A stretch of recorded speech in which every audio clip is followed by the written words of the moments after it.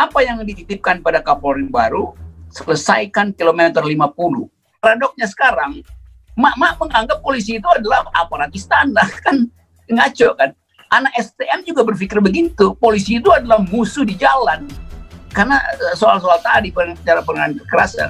Jadi ada tugas baru dari Kapolri untuk menghidupkan kembali diskurs, paradigm, yang isinya adalah bahwa sebagai alat negara, polisi ditugaskan oleh rakyat, yaitu bagian dari rakyat sipil yang dipersenjatai justru untuk mengakrabkan dan memberi kenyamanan pada rakyat sipil. Saya ingin mendengar jawaban dari Jenderal Sigit bahwa dia akan bilang begini, saya memang ajudan Presiden Jokowi, tapi sejak hari ini saya adalah ajudannya rakyat. Nah, itu baru saya katakan selamat datang Kapolri baru.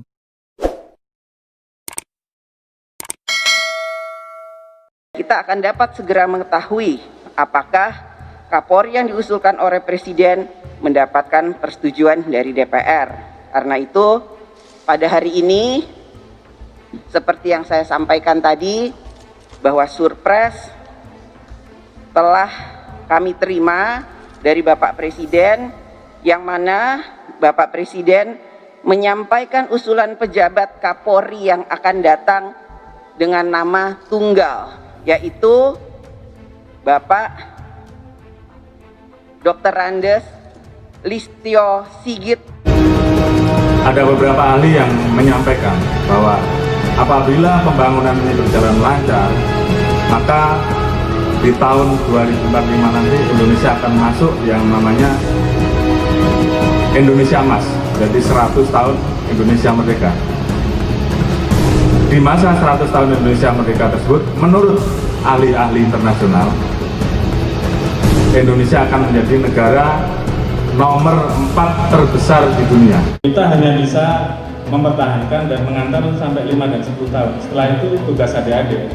Jadi Indonesia ini mau dibawa kemana, mau menjadi negara yang bubar, atau menjadi negara yang masuk ke gerbang emas, pilihannya ada di kita. Pengalaman beliau sebagai Kabar Eskrim dalam waktu yang juga lumayan panjang, 1 tahun lebih, yang semua kita menyaksikan bagaimana kinerja beliau ya. Sehingga saya merasa bahwa Pak Sigit meskipun berusia muda tapi matang, sudah cukup matang, pengalaman di kewilayahan teritorial, pengalaman di staf yang cukup lama, dan juga pengalaman di bidang serse Kabar Eskrim, jabatan sangat strategis di Polri.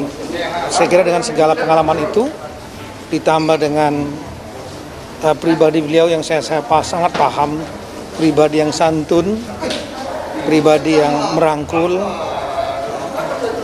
termasuk kemampuan beliau merangkul semua pihak, senior, junior ya, kemampuan untuk berkomunikasi dan baik. Tapi juga saya sangat paham juga Pak Sigit sangat tegas orangnya. Ya. Ketika pada waktunya tegas, beliau sangat tegas sekali. Sehingga sekali lagi saya berpandangan Pak Sigit sangat matang dan sudah sangat siap untuk menjadi Kapolri. Saya doakan semoga prosesnya lancar dan saya doakan semoga bisa mengemban amanah ini dengan baik. Bagaimana Bung Rocky melihat proses pergantian Kapolri dengan calon tunggal yang diajukan Presiden Jokowi di tengah situasi penegakan hukum yang ada sekarang ini? Nggak ada soal sebetulnya, mau tunggal mau banyak itu bukan itu soalnya. Soalnya adalah tunggal atau banyak, aspirasi publik itu dibaca nggak oleh Presiden, kan itu soalnya tuh. Jadi kalau ditanya titipan atau idaman, enggak. Saya justru ingin Kapolri itu adalah titipan rakyat. Ya, titipan rakyat. Apa yang dititipkan pada Kapolri baru? Selesaikan kilometer 50. Supaya itu tidak jadi monumen kekerasan. Setiap kali orang lewat situ, lirik ke kiri, dianggap bahwa ini kok nggak selesai-selesai. Jadi ada hal memang yang bersifat internal, soal meritokrasi segala macam. Ada hal yang harus diselesaikan, soal membengkaknya jumlah perwira di polisi sehingga susah untuk diserap oleh sistemnya sendiri. Akibatnya mesti diekspor ke lembaga-lembaga non-Polri, jadi komisaris, jadi wakil ini, wakil segala macam. Itu justru melemahkan fundamen dari penegakan hukum kita. Karena kita mesti ingat sebenarnya polisi itu adalah orang sipil yang diberi hak memakai senjata. Kan itu identifikasinya kan. Waktu kita bikin reformasi, filosofinya adalah itu. Polisi adalah sipil yang dipersenjatai itu. Jadi dasarnya dia sipil. Kalau militer dari awal dia bukan orang sipil. Dia masuk dalam tradisi korps yang berbeda itu. Tetapi polisi selalu pertama kali dia adalah watak sipil. Nah karena itu orang ingin citra kesipilan itu yang ingin dilihat orang. Sekarang kita membayangkan misalnya apa sih yang orang bayangkan sebagai polisi di dunia ini? Ya pikiran orang cuma pergi ke sebuah jalan yang namanya Scotland Yard, jalan menuju markas polisi London, dan orang ingat bahwa iya keakraban polisi London itu tidak mengurangi disiplin dia di dalam menegakkan hukum. Walaupun dalam sejarah Scotland Yard juga banyak bikin kesalahan misalnya waktu kasus bom London bombing itu dia salah tangkap orang tuh. Terorisnya orang Brasil, ternyata tukang listrik dianggap sebagai teroris itu. Salah dia tuh. Waktu dulu kasus apa itu? Kasus 200 tahun lalu yang bikin heboh, Jack the Rippers. Jadi polisi juga bisa bikin kesalahan karena teknologi forensiknya kurang lengkap. Sehingga dia nggak bisa pastikan berdasarkan scientific base bahwa inilah si penjahat itu. Nah kita sekarang ada di dalam situasi yang lebih baik, bahwa teknologi forensik lebih maju sehingga cara kita melihat wajah orang, yang mana yang kriminal. Dulu kan kriminal cuma dilihat lewat kalau matanya belok dia kriminal, kalau jidatnya nong-nong kriminal, kalau alisnya tebal kriminal. Kan itu dulu kita tinggalkan, karena itu salah selalu tuh. Sehingga dulu waktu kasus Jack the Rippers juga begitu tuh. Bahkan penulis Alice in Wonderland dianggap sebagai kriminal karena si polisi salah mendeteksi itu. Tapi sekarang teknologi memungkinkan kita untuk menilai mana kriminalnya. Karena tugas polisi mengusut kriminal kan. Tetapi yang terjadi sekarang, publik menganggap bahwa polisi masuk ke dalam wilayah proteksi politik gitu. Memproteksi kasus, membackup satu peristiwa politik.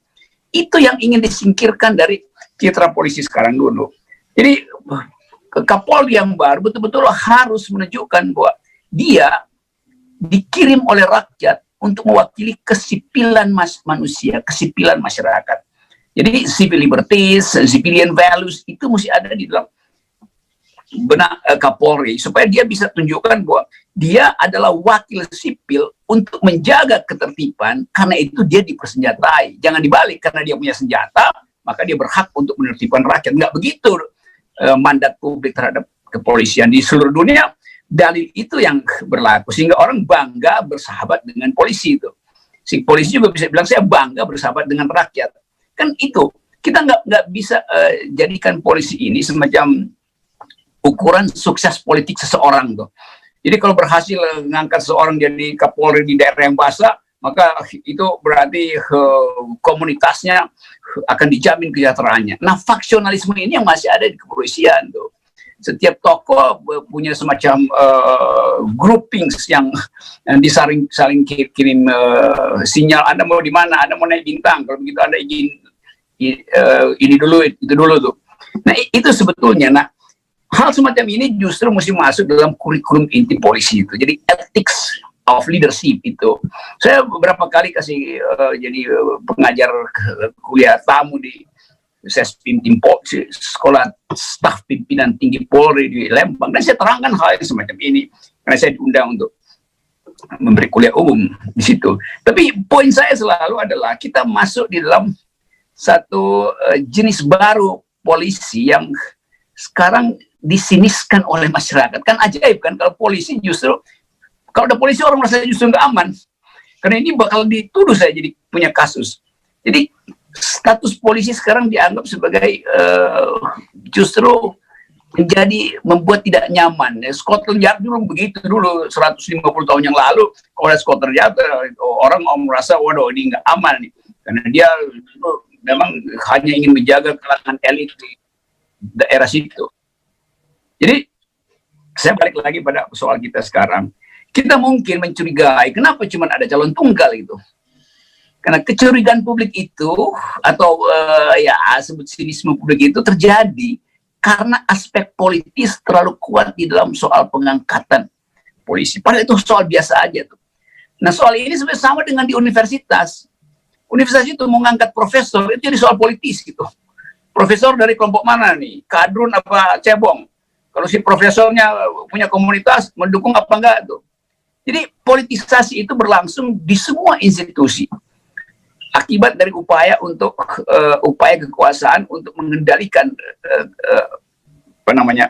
kehidupan sosial masyarakat. Jadi sekali lagi saya berharap pada Kapolri baru teguhkan pendirian bahwa Anda adalah dikirim, diminta, diidamkan, bahkan diniatkan oleh publik untuk mengatur keakraban kehidupan warga. Keakraban, bukan ketertiban itu. Ketertiban itu buat kriminal, tapi pertama kali polisi mengatur keakraban berwarga negara antara etnis yang berbeda, antara ras yang berbeda, agama yang berbeda, itu dulu tuh.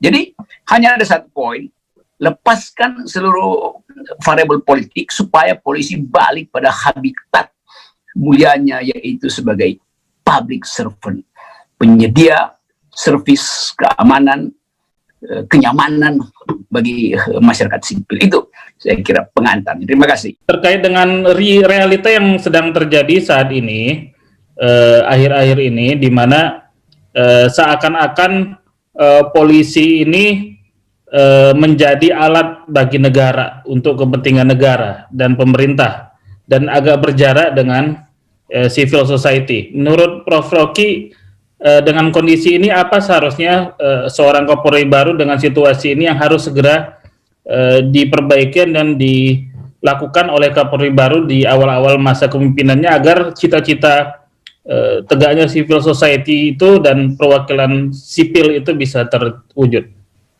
Ada yang selalu salah. Polisi itu bukan alat negara.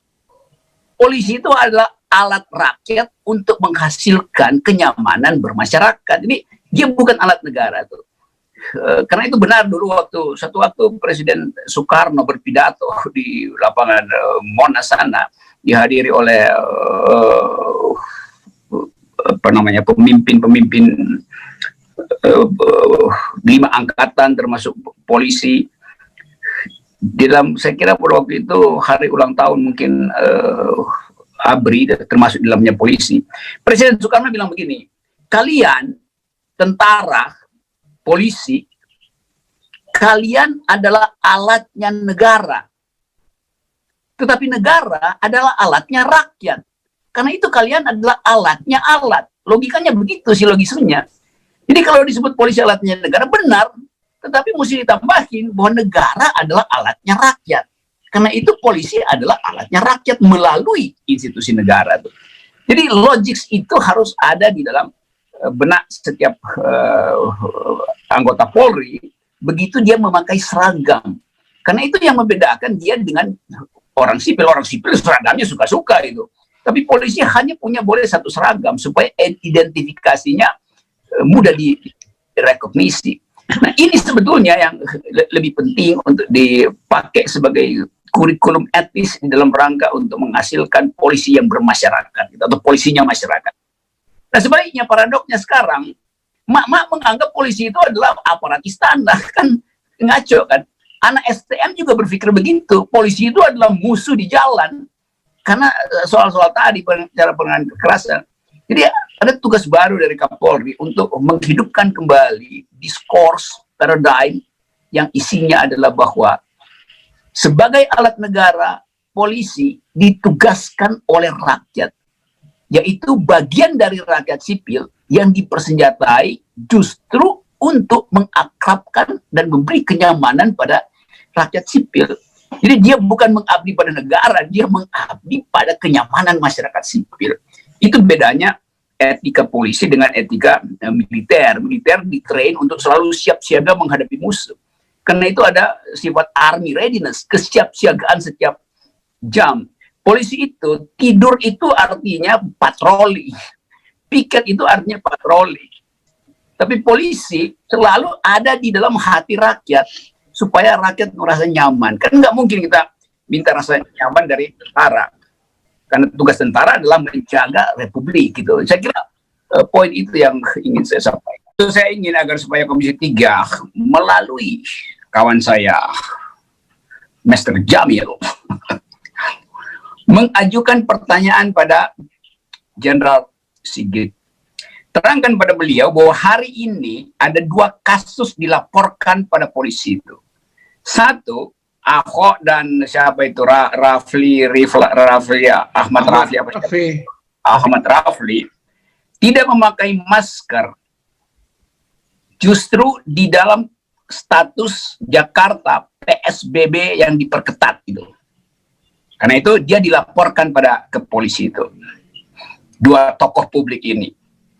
Yang kedua, laporan kedua, seorang peramal perempuan namanya Mbak Yu dilaporkan ke polisi karena meramalkan bahwa Presiden Jokowi akan jatuh 2021 tahun ini.